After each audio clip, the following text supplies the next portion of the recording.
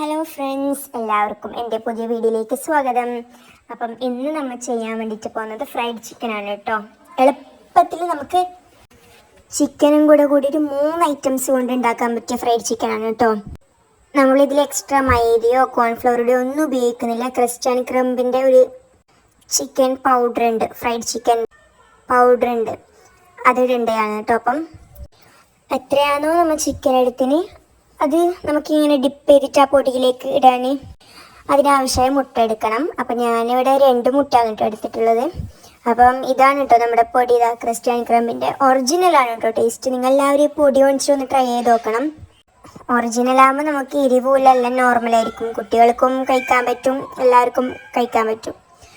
അപ്പം നമ്മൾ ഇതാ ഈ മുട്ടയിലേക്ക് മുക്കിയതിന് ശേഷം ആ പൊടിയിലേക്കിട്ട് എല്ലാ സൈഡും നമുക്കിത് കൊള്ളിക്കാം.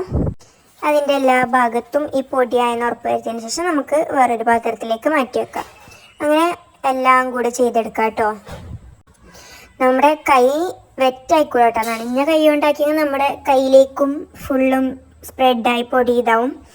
അപ്പം ഉണങ്ങിയ കൈ കൊണ്ട് തന്നെ നമ്മൾ ചെയ്യാൻ നോക്കണം കേട്ടോ. നനവില്ലാത്ത കൈ കൊണ്ട് തന്നെ നമ്മൾ ചെയ്യാൻ നോക്കണം. അപ്പം എല്ലാ സൈഡും കൊള്ളുന്ന രീതിയിൽ വരുത്തണം കേട്ടോ.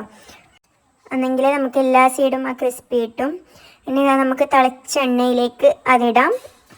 ഇതാ നമ്മുടെ ചിക്കൻ ഇവിടെ റെഡി ആയിക്കൊണ്ട് വരുന്നുണ്ട്.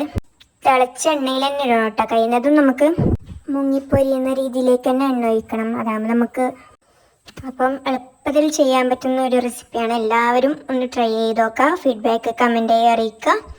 അപ്പോൾ ഇഷ്ടപ്പെട്ടാൽ ലൈക്കും ഷെയറും സബ്സ്ക്രൈബ് ചെയ്യാൻ മറക്കരുത്. അടുത്ത വീഡിയോ നന്നായി ഫ്രൈ ചെയ്ത് വരും.